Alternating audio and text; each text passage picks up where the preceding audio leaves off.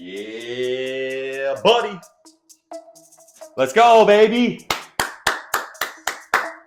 Intoxicating Sports. I am your man, B-Team Brady. Season 3, episode 12. I am your man. If you hear some squeaks in the background, it's because my dog is playing with toys because she's really pumped and I'm pumped.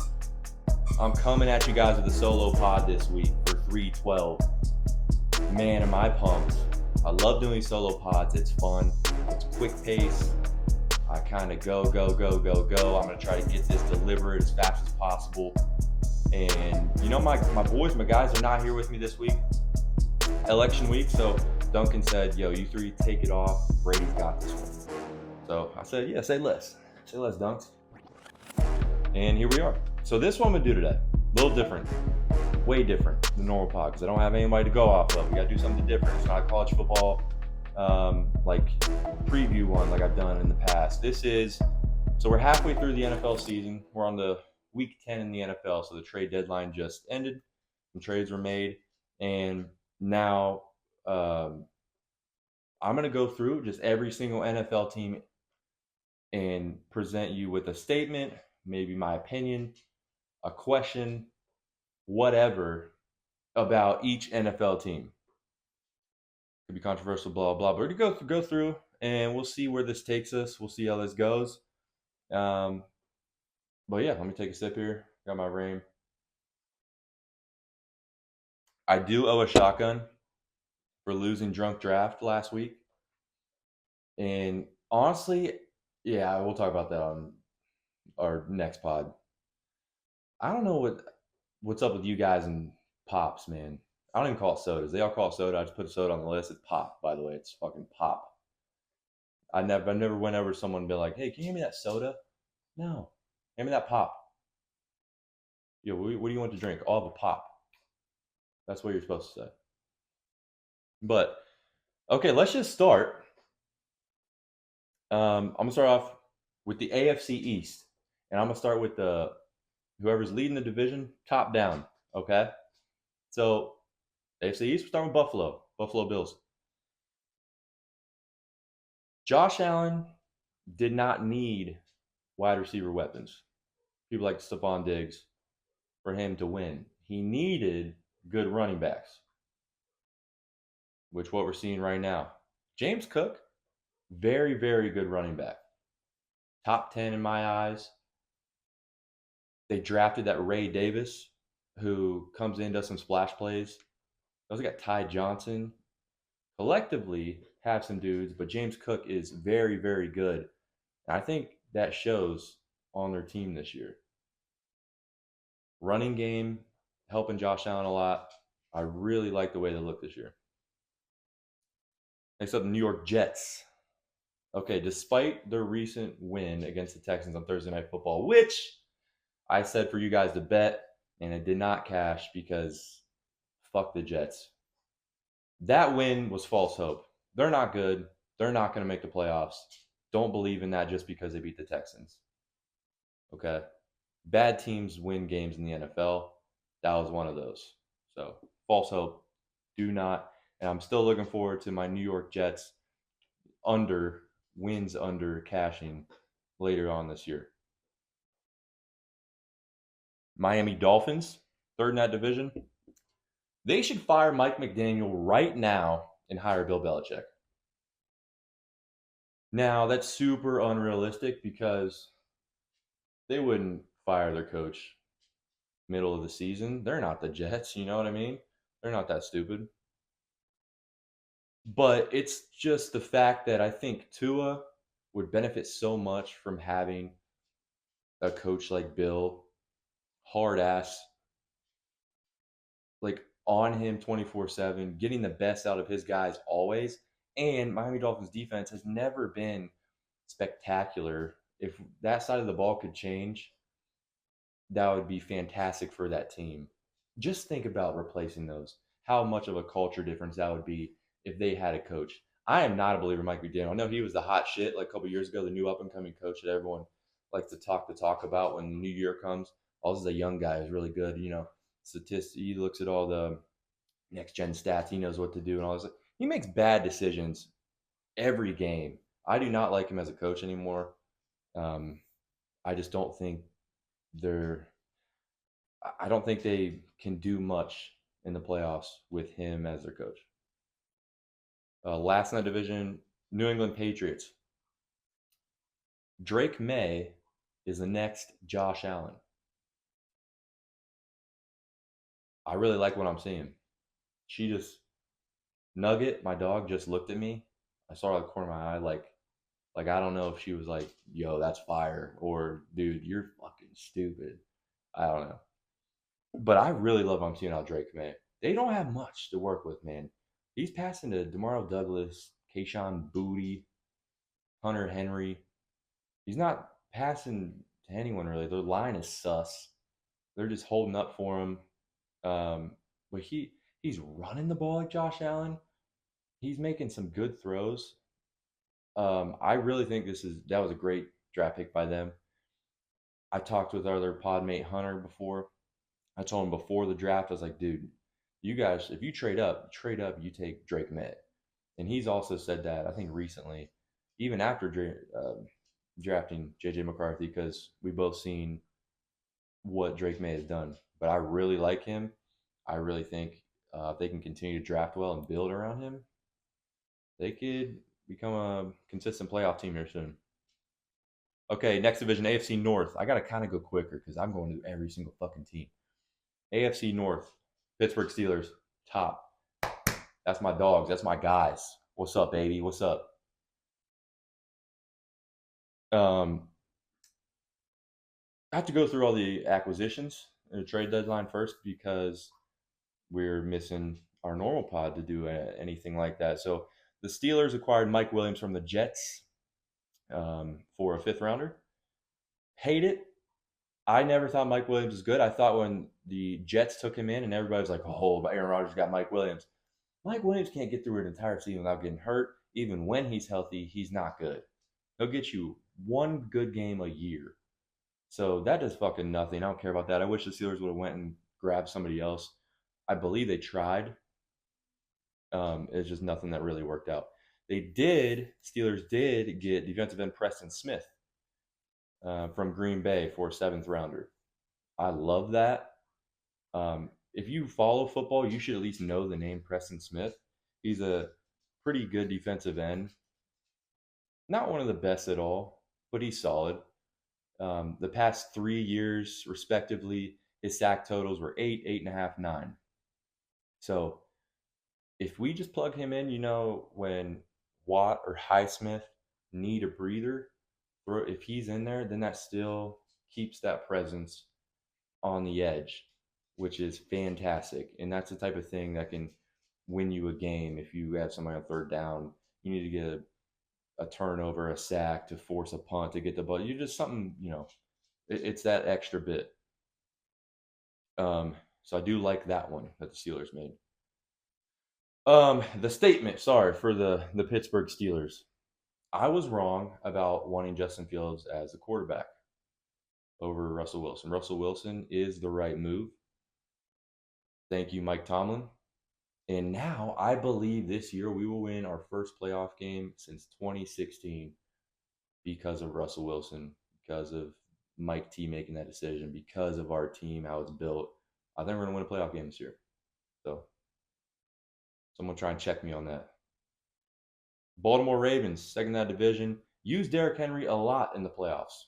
Okay, if you leave it to Lamar, you have him make too many decisions, he will screw it up for you. It has been a guarantee that he does this. He is guaranteed a bad game in the playoffs. So feed him Derrick Henry as much as possible. That will get you farther in the playoffs. Use Lamar's mind sparingly. Cincinnati, third in that division. They acquired Khalil Herbert from the Bears for a seventh.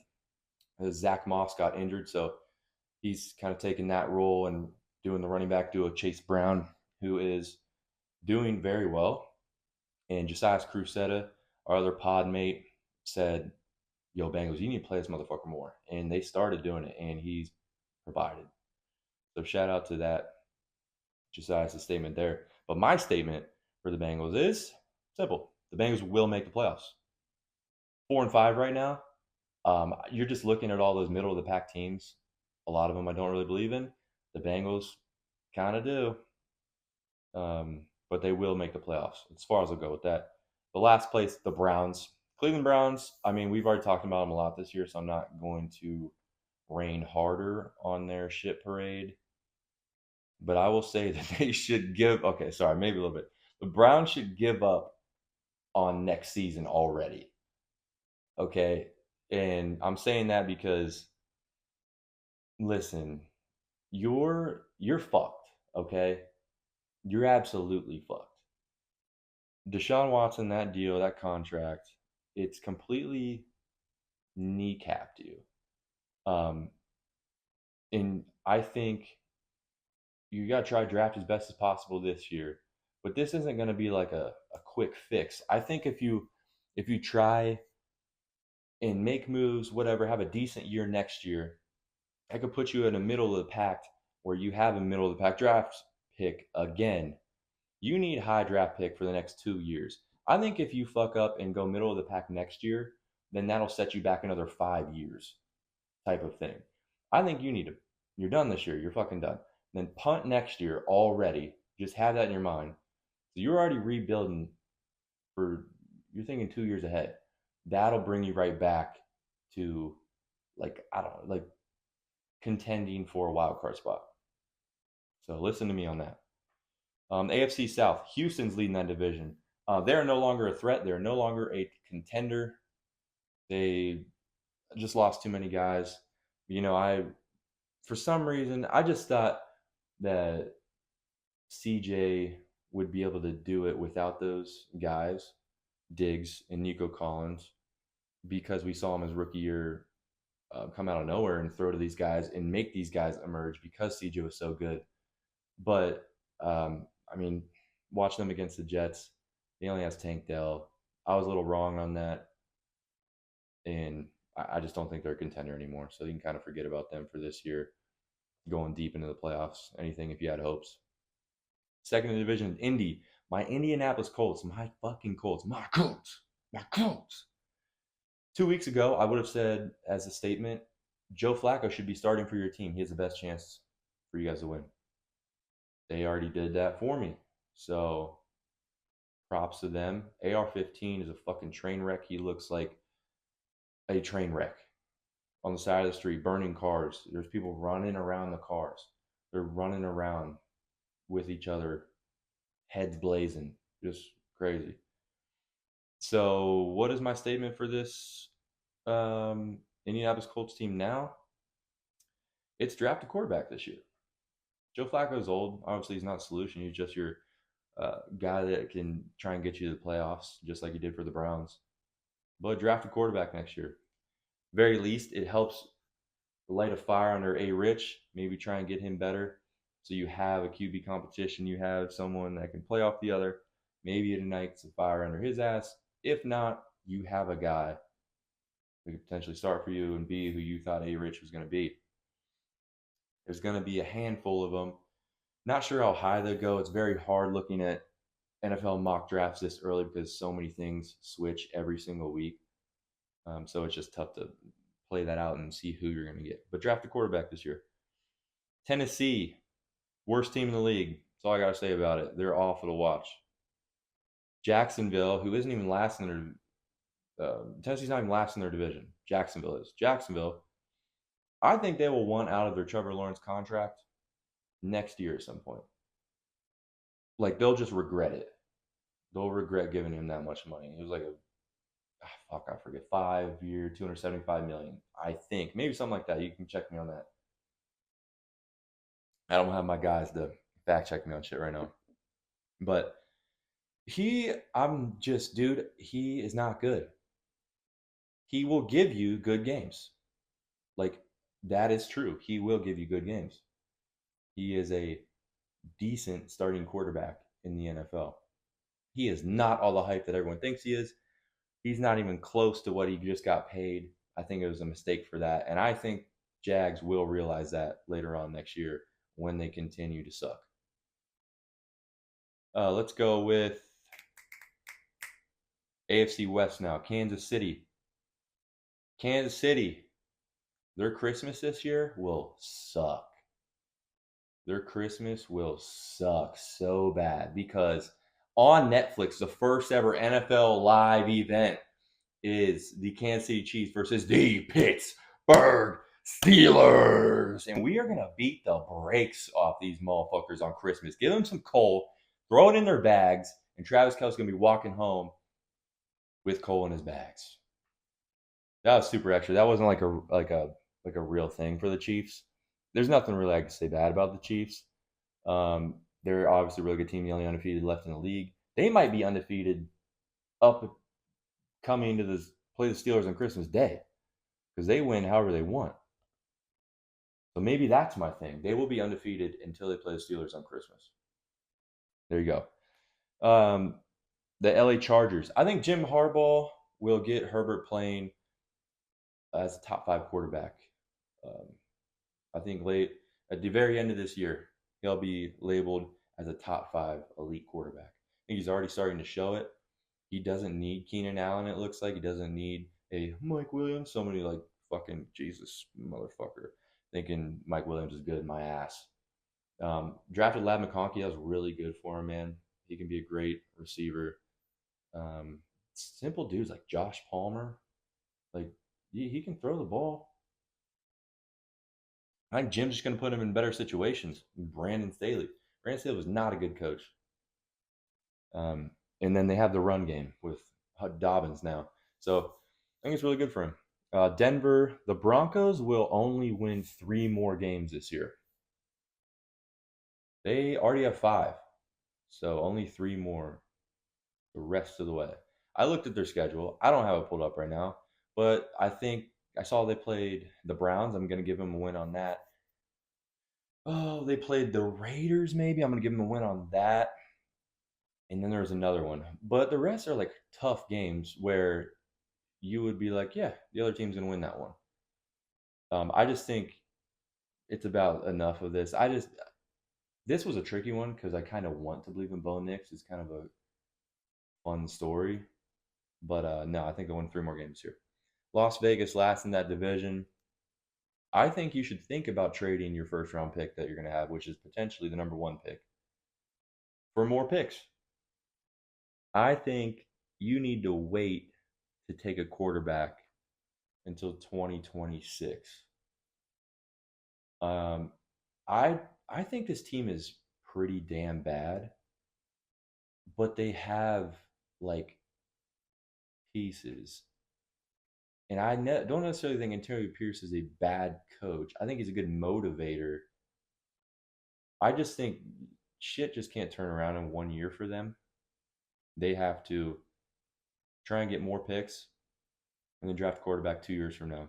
Because I don't think you can look at the guys: Milroe, Shador, Ewers, Cam Ward, maybe another guy. I don't really think that any of them will run into Las Vegas and be like flipping their team around. I think they need more.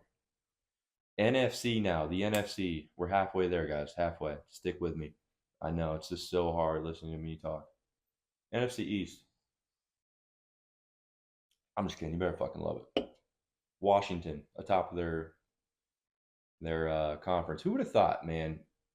A lot of people probably had Washington last in the division this year.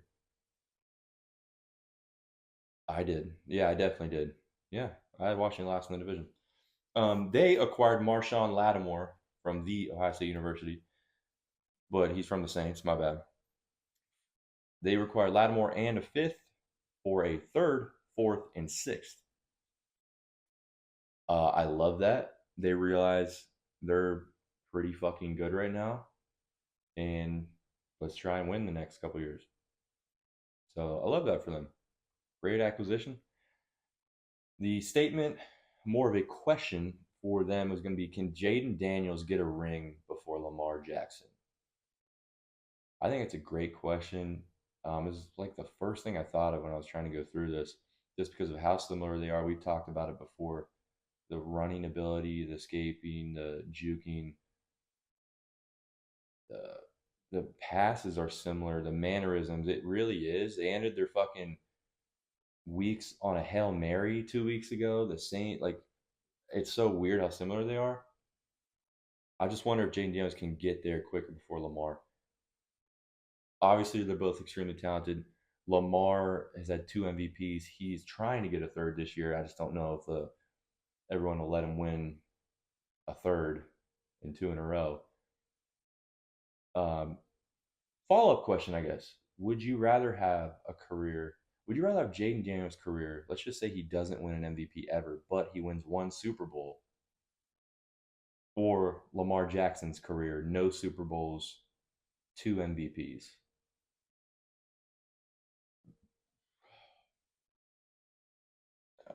I know which one I would pick. See what you guys would want. Um, Second in the NFC East, Philly. They need a consistent pass rush, and then they're back to the Super Bowl. I thought their defense would be better this year. It's really not. They've had a couple games where they rushed the shit out of the passer and got to the quarterback, but it was against rough offensive lines. If they can get that back, they're right back. Even though I don't trust Jalen Hurts so much, now that he has all those weapons back, AJ Brown's back, Devontae Smith's back, they were hurt earlier in the year. It's way easier to make decisions and throw the ball to them. And Saquon is the biggest offseason addition out of anyone. I mean, I didn't see that coming at all. It sounds weird saying that now, but think about it. Like, they come in. I'm sorry, I just saw something on the corner of my eye and it completely threw me off. Saquon is really good back, but they already had a good running game. So, like, if you just plugged him into that same set, like, it doesn't get that much better. But hey, it fucking does. Okay, Dallas. They acquired Jonathan Mingo. He's a receiver from Carolina. If you didn't know, I only know because I have him on my practice squad in a fantasy dynasty league. They got him and a fourth round pick. That didn't do anything for him this year. Dak is hurt. He's out for 4 games at least. CD is kind of hurt. They've had a fucking terrible year. They're the worst. They're the worst disappointment of the year. So now it's time to think about the draft for the Cowboys. For the Giants should draft a quarterback this year. Okay, Josias, they should do that, and they should have him play under Danny Dimes until that guy gets comfortable. I'm looking at Drake May this year. He sat the first handful of games behind Jacoby Brissett. Danny Dimes is better than Jacoby Brissett. If you sit behind Danny Dimes, learn a little bit. You just got to get comfortable with the playbook, the system, how the league works, rather than college football. And then maybe plug him in later on the year. Then that jumpstarts something. You got something following into that next year. Okay, the NFC North. The Detroit Lions. The juggernauts, dude. I think so highly of them right now. They just acquired Zadarius Smith and a 2026 seventh rounder for a 2025 fifth, and a 2026 sixth. That's actually very hard to say when you've just been talking for 25 minutes straight. Zadarius Smith. So they're trying to find somebody to fill in for Aiden Hutchinson. Yeah, they should. Aiden Hutchinson was a beast. He was going to be competing with TJ Watt for Defensive Player of the Year. So good for them trying to fill that because they are a juggernaut. They have everything. They're great. The statement that I'm going to make isn't a bold one, but they should be the favorites to win the Super Bowl right now, I think. Now, they are the favorites, I believe, currently to win the NFC, so it's not a big jump. They're just second to the Chiefs overall to win the Super Bowl.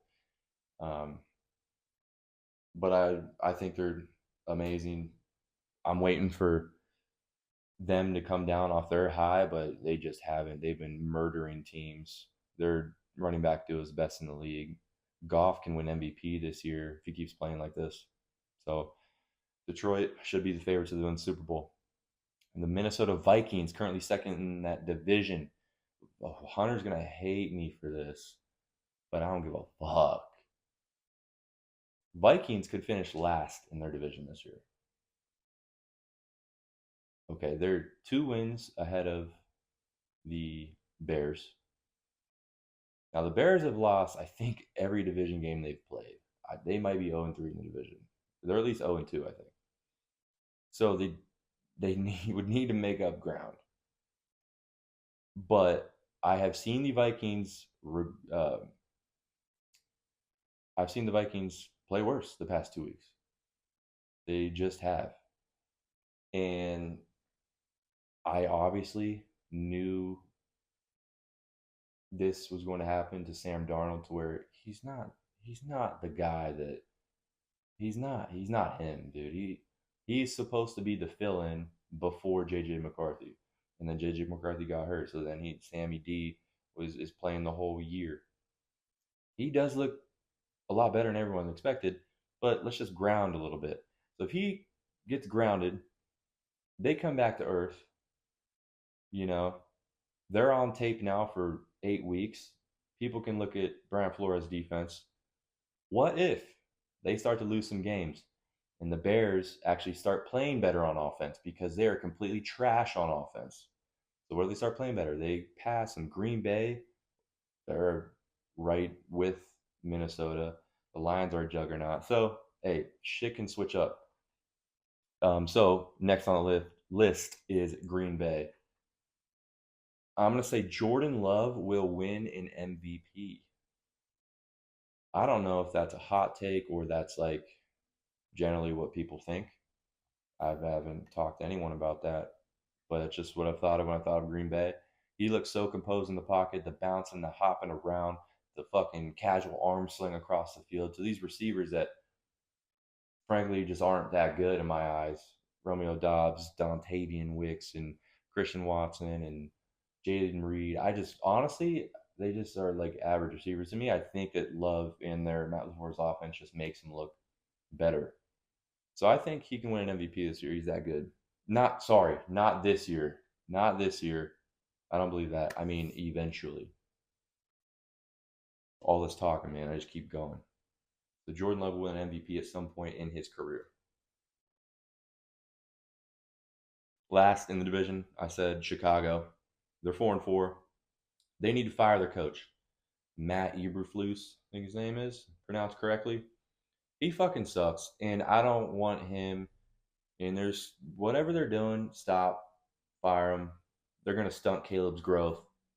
You need to capitalize on this early because you're falling behind to Jaden Daniels, and your division is too good right now. You need to catch back up, which I still think they can do this year. But after this season, if they don't make the playoffs, I would fire Eberflus. That's what I would do. NFC South, two more divisions, and then I'll set you guys free. 2 more divisions.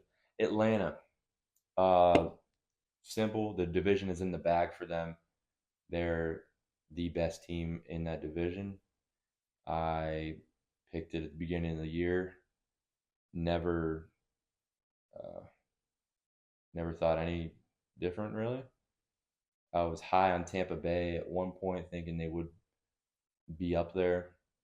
They're my next team I'm talking about here. So Tampa Bay, there's too many crucial injuries. They just kind of got caught by an injury bug at the wrong time. And I think it's a year early for them to anybody to take Tampa Bay seriously. I love Bucky Irving. I talked about him pre-draft last year. Oregon, he went late in the draft, man. Some of these guys, running backs that teams pick up, like it's like you're not supposed to value a running back so much so early that teams forget about these good running backs and they don't end up drafting them. So people pick them up in round 3, 4, and like, dude, this guy's going to be getting 10 touches a game for us this year as a rookie and making a huge difference. I love Bucky Irving for them. Him and Rashad White, I think is a good duo. Bucky Irving should take over that backfield and get majority of the reps moving forward, I think. But too early for them. Carolina is third in the NFC South. that trade that sent DJ Moore off, and then they drafted um, Bryce Young. That just fucked them for the next 5 years. That was so bad. And put it simple, they just need to draft better, and then they won't be doomed. But I have a feeling they just might be like an absolute terrible franchise for the next 10 years. Like they might just be making bad decisions. I don't know. You guys got to draft better. You guys got to figure it out. The New Orleans Saints, dude, this team started 2-0, and everyone buzzed about it. It's like, holy shit, they just blew up the Cowboys. I remember we had Jake Owens on our pod, and he was like, ask us this question. He said, "Are the Saints for real?" We kind of like hesitated, like I don't think so, not really. He straight up said, "No, they're fucking not. They're 0-7 since starting 2-0, lost 7 straight." I mean, goddamn. I think the New Orleans Saints are wasting Alvin Kamara. He's having a good ass season, and they're stunning Olave's growth because of the quarterback play. I mean, getting Olave concussed, uh, whatever, man. I think it's a poorly ran franchise.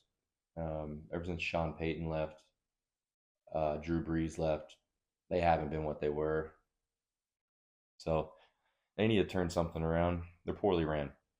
The last division for you, it's the NFC West. Arizona is leading that division right now. It's a frisky team that we've talked about before. And we labeled, shut up, Nugget. No, dogs. We talked about before, they have weapons. Um, this is going to be a different one because I've talked them up before. I'm going to bring them down. I feel, even though they're at the top of the division, I feel worse about them now than I did when they had a losing record earlier on in the season. I think that I haven't liked their offensive play. They have not used Marvin Harrison as much as they should. Haven't found ways to get him the ball. They're winning closer games that aren't impressive to me. I just know that they will finish at the bottom of their division at the end of this. I feel worse about them right now. It was exciting at first because of the potential, and now I feel like I just haven't seen what I wanted to, and I'm down on them. So second in the division, the LA Rams. All I wrote was wild card buster. Look, they got Stafford's weapons back. Puka Cooper. That's two separate people, comma. They got him back and they look good on offense. Kyron Williams, I forgot to add him as a top 10 running back when we were listing off good running backs. I really like him. Wild card buster because they're going to get in the playoffs and they're going to beat somebody. They're going to be a wild card and they're going to beat a division winner. That's what they're going to do. That's LA Rams. San Francisco, third in the division. Weird because they are always at the top. CMC is on his way back. He's practicing again. Overall, though, I feel a huge letdown going to happen for the San Francisco 49ers. I think this whole year has felt off. I know there's been injuries hitting their X factors throughout the year, but when one's gone, Brock Purdy looks worse. Did we get this guy back? This guy gets hurt, then Brock Purdy still looks bad. Their defense doesn't look too hot sometimes. It's more of a feeling. I don't think they're the team that they have been the past few years, and I think they're just going to let everyone down in the playoffs. Last team I'm going to talk about right now, the Seattle Seahawks. Seattle Seahawks last in the NFC West. Jackson Smith and Jigba. He will emerge as a top 10 wide receiver at the end of this year. I truly believe in him. I think he's one of those guys that blooms a little late into the league. He came in as a third string because he's behind DK and Tyler Lockett. But with DK being out right now, we saw just last week huge plays out of JSN. And you saw his big playability at Ohio State. Those fucking massive games he'd produce. Um, I think he can, at the end of the year, people are going to say, wow, this guy's top 10. They're going to be drafting him in the second round of fantasy next year. So I believe in him, and that's great because Geno is a decent quarterback. Tyler Lockett's about had his way with the NFL. He's tail end of his career. So JSN filling that number 2 spot and would be like a number 1 on that team, passing DK here. So I love JSN. That concludes all the NFL teams' statements, questions, opinions, whatever. A lot of these are opinions that I have. Some are just statements I threw out there, things that I've saw, get you guys thinking about stuff. A little different pod, just me talking and talking. And you know what? I feel like we haven't gone that long. You know what I'm going to do? Hold on. I'm going to do this. I'm going to do this. I'm going to do this. Ready, ready, ready. Okay, this week was election week. So I'm going to talk. No, I'm just kidding. I'm not talking politics. It was also the selection show. Okay, that was also Tuesday night. The first ever college football rankings came out. So they listed teams 1 through 25. This is the college football playoff committee did this. They still got their like 12, 13 guys they put in a room and they come up with the best teams. And then they lay out the bracket. Poof, the bracket right next to me, okay? So they lay out the teams and what it would look like right now. So me and, yeah, fuck it, let's go. Let's just rattle off some shit. So top 4 teams would be, that get playoff buys, would be Oregon, win the Big Ten. Georgia, number 2, win the SEC. Miami, number 3, win the ACC. And BYU, crazy, right? Undefeated. The 4 seed, win the Big 12. That's how it looks right now. Not what I think it'll be at the end of the year, but that's what it is. Something that's brought to my attention earlier on in the year by a couple of our friends was, hey, doesn't it make sense for you to get the 5 seed and then you have a playoff home game that first playoff week, which is huge. That's something they threw in this year for the first year of the college football 12-team playoff, which is insane. So you play at home against the worst possible team that is included in the 12-team playoff. You're playing the 12 seed. And then once you win that game, you play the worst Power 4 champ. In this case, it would be BYU. So that is right now set up like, holy shit, that is like a way better path. Like right now, Ohio State is the 5 seed. We would play Boise State, the 12 seed. It's a home game. Boise State is Ashton Genty. He's really good, but I mean, come on. Ohio State versus Ashton Genty. And then you move on, you play BYU. BYU's undefeated. Great. It's a really good story, but you see, I mean, Ohio State would be 18.5-point favorites. Like it would just be nothing for them. Now it does get tricky. Like that ideally could work. That scenario could work. But Alabama's an 11 seed right now in this current pecking order. If those switch, something happens, you know what I mean? Like some teams lose, Alabama also loses, but they still get included because they're Alabama, a big brand name. Now they're the 12 seed, and we still are the 5 seed. Then our first game is against Alabama. And then we have to go play, let's just say Miami. Like they get moved to the 4 seed because they're the worst Power 4 winner. Something like that. It's all, I think everyone's going to have, there are certain scenarios where they try to be smart and outsmart the system. And which, to be honest, it's not that hard. I think this setup, there's a lot of problems with it. But college football is consistently changing. It is every single year. Next year, it'll be different. because they already found the holes. They're going to try to improve it. But I mean, I'm not really looking at it like that. I'm looking at it as holy shit, we got a 12-team playoff. This is going to be so fucking exciting. It makes college football so much more fun to watch. These games are more important. So yeah, it'll just matter how they place these teams at the end of the year. Because yeah, right now this would be Ohio State's ideal spot. That would mean we lose in the Big Ten championship to Oregon in that scenario. But if we won, we beat Oregon, then we're the number 1 seed. Let's just say we get a bye. Okay, we get a bye week. That could be extremely beneficial in the like common sense stance. Of course it's beneficial. You get to rest for a week. You know what I mean? You get to watch that team play the week before and prepare for them. Extremely beneficial. It's just from the people trying to go around, find a better route, 5 seed type thing. That might be better. Who knows? Who knows? I think I'm rambling a little bit. I didn't really plan on talking about this. I just pulled it up. And yeah, I appreciate you guys if you got this far watching this far. We're going to be back to normal next week. We're off because of the election. Duncan told him to take it off.